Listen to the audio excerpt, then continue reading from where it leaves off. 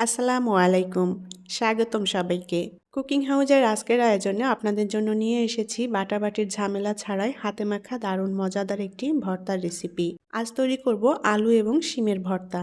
আলু এবং শিমের এই ভর্তাটা একসাথে তৈরি করলে খেতে খুবই ভালো লাগে সাদা গরম ভাত দিয়ে। আর এটা তৈরি করা একদমই সহজ। তাহলে চলুন দেখে নিই কিভাবে আলু এবং শিমের ভর্তা একসাথে তৈরি করে নিই। আমি এখানে ছোট সাইজের 10টা নতুন আলু নিয়েছি আর ভর্তার পরিমাণটা আমি একটু বেশি করব, তার জন্য আলুর পরিমাণ এবং সিমের পরিমাণ সে অনুযায়ী নিয়েছি। আলুর উপরের পাতলা খোসাটা ফেলে দিয়ে ভালোভাবে ধুয়ে পরিষ্কার করে নিয়েছি। আর এখানে নিয়েছি কিছু সিমের দুই পাশে যে আঁশ থাকে আঁশটা ফেলে দিয়ে সিমগুলোকে ভালোভাবে ধুয়ে পরিষ্কার করে নিয়েছি। আর এই ভর্তাতে আমি আলুর পরিমাণটা একটু বেশি দিয়েছি সিমের তুলনায়। আলুটা বেশি আর সিমটা একটু কম, এই অনুযায়ী আমি সব নিয়ে নিয়েছি। এখন পরিমাণ মতো পানি দিয়ে আমি আলু এবং শিম একসাথে সেদ্ধ করে নেব। আর পানিটা এমনভাবে দিয়েছি পানিটা একেবারে টেনে শুকিয়ে যাবে। আলু এবং শিম একসাথে দিয়ে খুব ভালোভাবে সেদ্ধ করে নেব, আর যে পানিটা দিয়েছি পানিটা একেবারে টানিয়ে নেব। আলু এবং শিম একসাথে ভালোভাবে সেদ্ধ করে নিয়েছি। যে পানিটা দিয়েছিলাম পানিটা একেবারে টানিয়ে শুকিয়ে নিয়েছি। আগে থেকেই কয়েকটা শুকনো মরিচ টেলে নিয়েছিলাম। মরিচের পরিমাণটা যে যতটা ঝাল খেতে পছন্দ করেন সে অনুযায়ী দিতে হবে। এই ভর্তাটা শুধুমাত্র কাঁচামরিচ অথবা শুধুমাত্র শুকনো মরিচ যে কোনো একটা দিয়ে তৈরি করে নেওয়া যায়, আবার কাঁচামরিচ এবং শুকনো মরিচ একসাথে মিলিয়েও তৈরি করে নেওয়া যায়। পরিমাণ মতো লবণ দিয়ে শুকনো মরিচটা ভালো মতো গুঁড়ো করে নেব। শুকনো মরিচটা ভালো মতো গুঁড়ো করে নিয়েছি। এখন এর মধ্যে দিয়ে দেব পেঁয়াজ কুচি।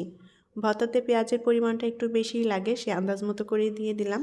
এখন পেঁয়াজটাও একটু মরিচের সাথে ভালোভাবে চটকে মেখে নেব।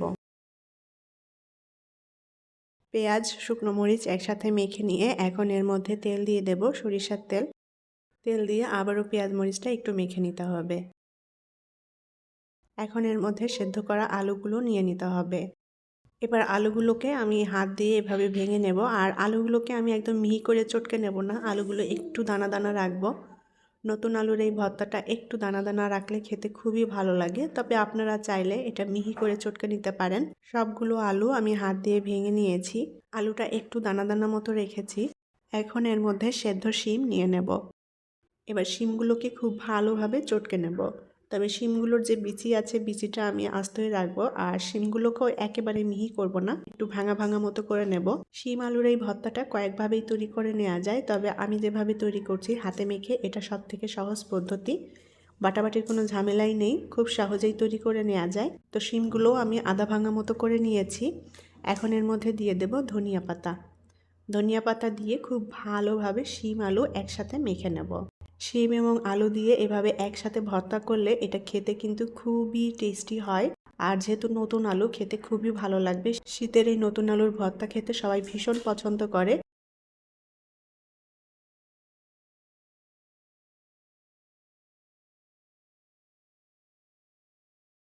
আলু আর শিম একসাথে ভালোভাবে চটকে মেখে নিয়েছি।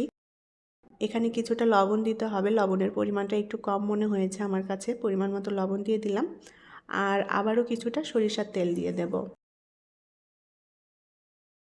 এবার খুব ভালোভাবে মেখে নিলেই ভর্তাটা তৈরি হয়ে যাবে। শীতের সকালে শিম আলুর এই ভর্তাটা গরম ভাতের সাথে খেতে খুবই ভালো লাগে। তাছাড়া যে কোনো পছন্দ মতো সময়ে এই শিম আলুর ভর্তাটা সাদা গরম ভাত দিয়ে খেতে খুবই ভালো লাগবে। তো আমার শিম আলুর ভর্তাটা তৈরি হয়ে গিয়েছে, এখন এটা পরিবেশন করব। খুবই সহজ একটি ভর্তার রেসিপি, তবে খেতে কিন্তু খুবই টেস্টি এবং মজার। আশা করি আমার আজকের রেসিপি আপনাদের কাছে ভালো লেগেছে।